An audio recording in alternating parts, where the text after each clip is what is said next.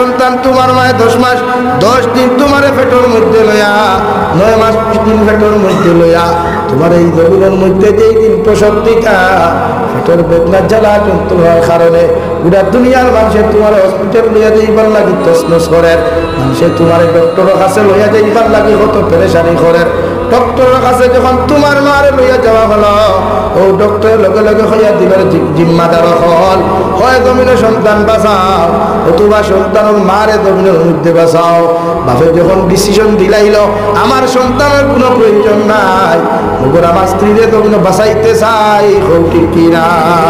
ও হেরে দিয়া যখন আমার মায়ের কথা খানটা শুনুন দেওয়াই, ও লগে লগে কইলে ডক্টর তোমার ফাও খানো ধরিয়া হইয়ার তখন তুমি আমার মারিলাও, আমার খাটিয়া তুমি টুকরা টুকরা করিলাও,